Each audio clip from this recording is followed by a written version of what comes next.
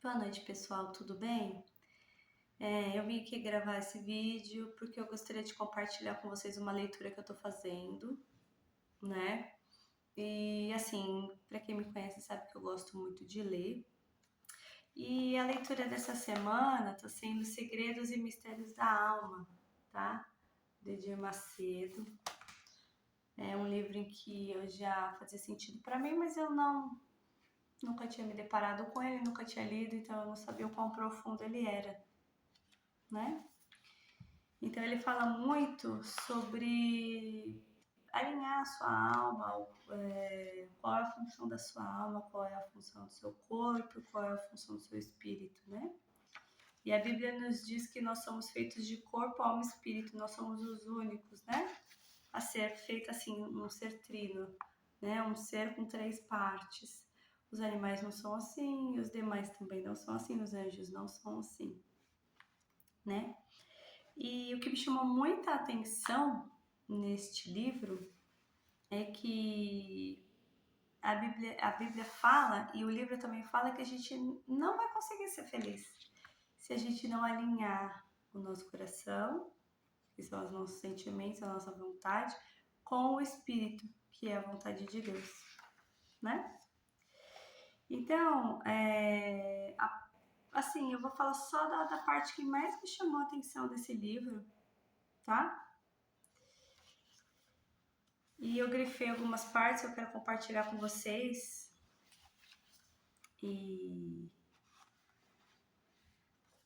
e o primeiro capítulo dele fala o que é o homem, né? Que explica essa parte do ser trino, tudo que nós somos feitos em três partes. E ele começa falando assim: portanto, o fôlego da vida pode estar em todos os seres vivos, mas somente a raça humana compartilha com o Altíssimo o privilégio de ser uma trindade. Assim como nós sabemos que tem o Pai, o Filho e o Espírito Santo, nós temos o corpo, a alma e o espírito. A gente sabe que quando a gente morre, a nossa alma vaga por onde? Ou para o céu ou para o inferno, tá? Tô falando de quem compartilha dessa mesma crença. Quem não compartilha, quem acredita em reencarnação, enfim, cada um com o seu cada um, certo? Tô falando do que eu acredito, do que cientificamente eu comprovei, cientificamente eu fui atrás, em termos teológicos também, tá? Então, o nosso corpo vai para a terra, porque do pó ele veio, do pó ele retorna. A nossa alma é onde vai para o céu ou para o inferno. E o nosso espírito volta para Deus, né? Porque Jesus, quando veio na terra, disse que nos deixaria o Consolador, que é o Espírito Santo, né? O Espírito de Deus. E o Espírito Santo alinha esse espírito que Deus nos deu, que é o fôlego de vida.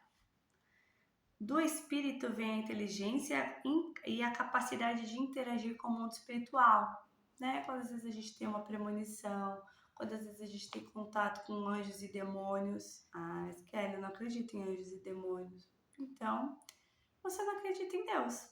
Porque não tem como acreditar em demônio e não acreditar em Deus, não tem como acreditar em Deus e não acreditar na parte do mal. Porque a gente sabe que o mal existe, não tem como, né? Enfim, tem que ser um pouco, muito assim, um pouco, digamos, não sem cérebro, mas sem uma visão muito pequena, né?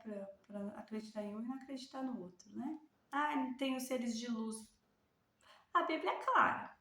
A Bíblia é clara e ninguém nunca conseguiu refutar a Bíblia, né? Nunca ninguém conseguiu invalidá-la, né? No entanto, que o nosso tempo ele é medido antes de Cristo e depois de Cristo. Mais uma prova de que todos que tentaram invalidar a palavra de Deus não conseguiu. Então, se a gente acredita, né, em anjos, existem anjos e demônios, não existe seres de luz, seres iluminados, mas enfim, cada um, cada um. E eu tô falando da minha visão, tá? Por favor. Então, o Espírito Santo testifica com o nosso espírito, ou seja, nós temos um espírito e o Espírito Santo, que é o Consolador, testifica com o nosso espírito, certo? Não com a alma, que somos filhos de Deus. Então, é o espírito que milita contra a carne. Então, é o nosso espírito que milita contra a nossa carne. Nossa carne é o que? A nossa alma, as nossas vontades, os nossos desejos mais das nossas entranhas. Deus é espírito e importa com que o adorem e o adorem em espírito e em verdade. Então, enquanto a gente não faz isso, em João 4, 24 fala, enquanto a gente não adora a Deus em espírito e em verdade, a gente vive uma ilusão, a gente vive uma mentira, né?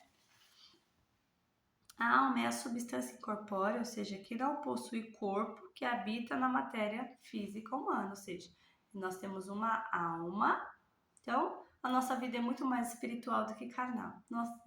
Nós temos um corpo terreno, né? E uma alma habitando um corpo terreno com um espírito, que é as vontades de Deus. E muitas vezes a gente apaga o espírito para poder viver o quê? Viver as nossas próprias vontades, buscando felicidade. Então, essa é a parte em que eu quero abordar com vocês. A alma enxerga com os olhos do corpo, fala com a boca do corpo e escuta com os ouvidos do corpo. Quando este se fere, a alma que sente a dor. E quando a medicina elimina a dor física, é a alma que sente o alívio. Quando uma pessoa morre, a sua alma sai do seu corpo, pode-se então fazer o que quiser com o corpo, pois já não há coisa alguma que se fazer. O corpo sem alma se deteriora, apodrece e volta ao pó. O corpo é o meio que nos proporciona contato com o mundo exterior, nos dá consciência de que somos e traz as características genéticas herdadas dos nossos pais, né? Então, isso a gente já sabe. Na maior parte da dor e aflição, o rei Davi clamou: Senhor, tem piedade de mim, sara minha alma, porque pequei contra ti. Então ele pede para sarar a alma dele, não pediu para sarar o espírito, porque o espírito já é a vontade de Deus, né? O corpo não, porque na verdade tudo acontece na nossa alma para que o corpo físico, né, ele se materialize a dor. Então quando a gente está com uma dor emocional, ela vira física também, né? Por quê? Porque, na verdade, nós somos feitos de alma vivente. Então, nós só habitamos um corpo temporariamente, mas somos uma alma vivente. O pecado é uma ofensa contra Deus. Essa transgressão dá o direito aos espíritos imundos de se apossarem do seu corpo, dos que odeiam a justiça divina.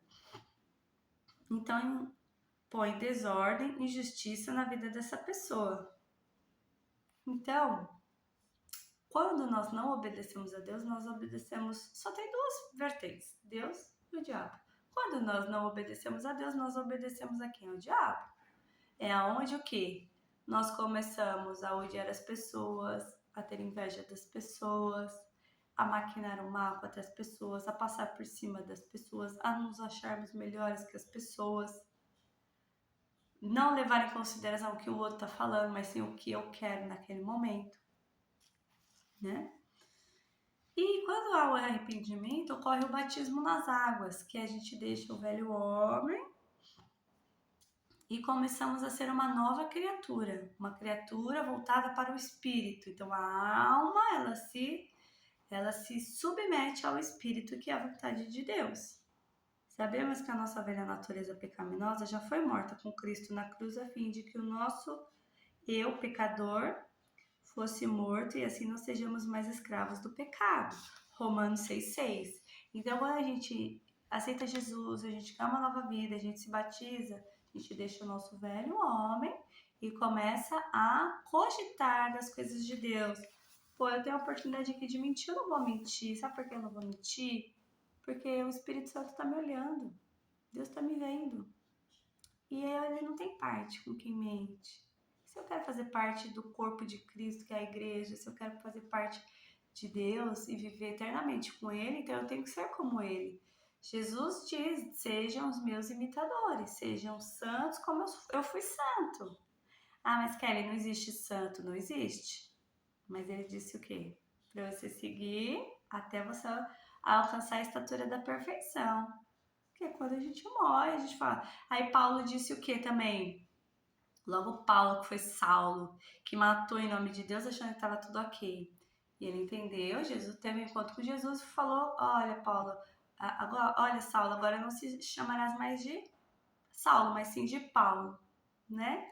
E aí ele começa a pregar o que? O amor, a empatia, simpatia, o respeito, as coisas de Deus, né? E ele diz: eu não vivo mais, mas Cristo vive em mim. Eu deixei o meu velho homem para viver e fazer a vontade de Deus. E no fim da vida dele ele diz o quê? Combati o bom combate e guardei a fé. E essa questão da fé a gente vai falar um pouquinho mais para frente. Enquanto o conselho mundialmente conhecido diz para o ser humano seguir a voz do coração, a Bíblia diz que este, além de ser uma fonte de ilusão, ele é perverso. O nosso coração é perverso. É de lá que procede todas as maledicências da terra. É tudo procede do coração, porque o nosso coração é enganoso. Eu posso olhar para alguém e falar assim: meu, aquela menina é falsa. Eu não conheço aquela pessoa, como ela é falsa?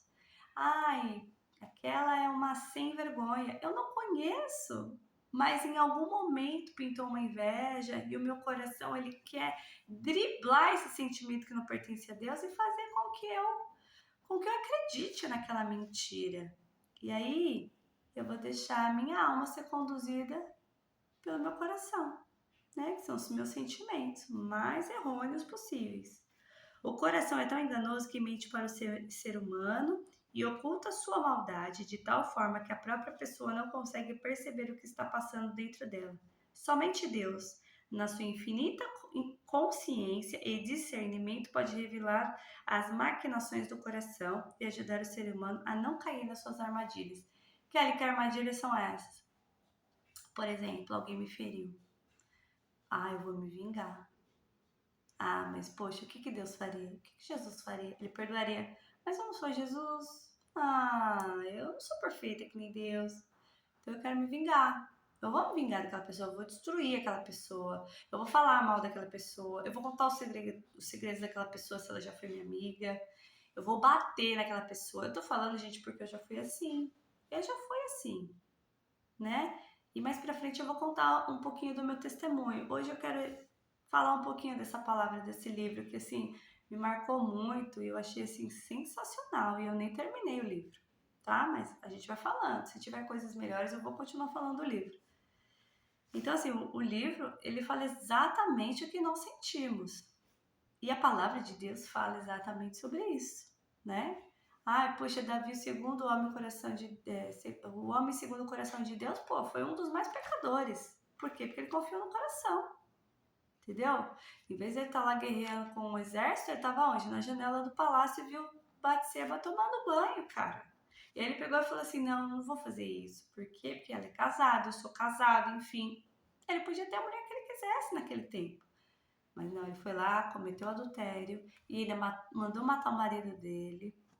Ela engravidou, ele queria que esse bebê se passasse para o marido dela. Então, foi acarretando mal em cima de mal. E o coração é perverso. E ele foi cometendo mais e mais atrocidades, né? Sobre tudo que se deve guardar, guarda o teu coração, que fica onde? Na alma. Porque dele procede as fontes da vida. Então, a gente tem o poder de fazer as coisas boas, mas se a gente deixar ser levado pelo nosso coração, a gente não faz, porque o nosso coração é enganoso e egoísta. Enquanto isso não acontecer, não haverá felicidade nem vida e abundância. E para ensinar o ser humano a lidar com os problemas que constantemente afetam o seu coração, o Criador diz: porque onde estiver o seu tesouro, ali também estará o seu coração, né? Portanto, precisamos estar atentos aos sentimentos do coração, pois se ele estiver preso a qualquer pessoa ou coisa deste mundo, a pessoa estará fadada a sofrer e a dor. Aí entra as mazelas da vida, porque muitas vezes a gente coloca expectativa no marido, no familiar, num colega de trabalho, no seu emprego, no seu dinheiro, no seu status. E às vezes da noite pro dia isso acaba, né? Eu falo por mim, meu primeiro casamento acabou por falta de sabedoria, porque eu era orgulhosa, eu era uma pessoa ruim, eu era uma pessoa extremamente arrogante, só eu tinha razão. Acabou. E eu achava que nunca fosse acabar, porque eu achava que eu tinha o controle daquela situação. E aí, o mal, ele veio para roubar, matar e destruir. Ele quer destruir a sua vida. Ele sempre vai querer encontrar uma forma de te destruir. Ele usa pessoas, ele usa situações, enfim. E aí, O livro também fala assim: então Deus seja todo-poderoso, ele não pode arrancar esse tesouro que você tem dentro de si, porque ele é seu. Deus não invade a privacidade de ninguém. Ele deu o livre-arbítrio e ele não vai contra ele mesmo. Você se agarrou e se apegou ao seu mau tesouro e agora fica difícil se envolver com a nova vida que Deus quer lhe dar. É impossível ser feliz com a alma empilhada de sujeira. De verdade. Eu tinha um emprego onde a minha folha de pagamento era 10 mil reais. Ele era o Deus da minha vida, meu emprego, né? Eu já fui coordenadora de colégios bilíngues, colégios enormes, onde aquilo era o meu Deus. Da hora que eu entrava, da hora que eu saía, eu não tinha vida própria, eu não tinha família, não tinha nada. Ali era o Senhor da minha vida. Por quê? Porque ali eu ganhava muito bem, né? E eu fazia tudo aquilo com excelência, mas a minha família ficou de lado. Deus ficou de lado. Por quê? Porque eu estava preocupada com as coisas dessa terra. Ah, Kelly, mas é errado você trabalhar muito? Não é errado. Desde que tudo seja feito com equilíbrio. A Bíblia diz que Deus em primeiro lugar, depois a família, depois o seu emprego. Não o seu emprego, sua família e Deus. Ou então o seu emprego, as suas vontades, suas atividades, depois a família. E às vezes nem Deus. A gente nunca vai ser feliz. Eu nunca fui feliz. Eu tinha muito dinheiro e não era feliz. Depois eu me separei, fui pra balada, fiz tudo aquilo que eu tentei fazer para preencher meu coração. Não foi preenchido. E é isso que fala aqui no livro. É enganoso o coração mais do que todas as coisas e perverso. Quem o conhecerá? Jeremias 17:9. Então, quando a gente tem esse tesouro, a gente não é feliz. Por que tantos ricos são infelizes? Por que tantos pobres são cheios de Deus e infelizes? Então a gente tem que começar a analisar essas coisas. Eu ficava, poxa, por que fulano é tão feliz? Cara, ele não tem nada. Ele tem tudo, ele tem Deus na vida dele, ele tem Deus no coração dele, ele faz o bem, ele ama as almas, ele ama as pessoas. Eu nunca amei ninguém. Eu olhava para as pessoas, eu falava, eu prefiro meus gatos. Essa pessoa é muito burra, nem vou conversar com ela, não tá no meu nível. Ai, eu tenho preguiça das pessoas. Nossa, pessoas para mim tudo tão vazias. E eu era a mais vazia de todas. Porque eu não conseguia me relacionar com ninguém. Não digo relacionamento afetivo, eu digo relacionamento não só conjugal, mas relacionamento de amizade, de coisas.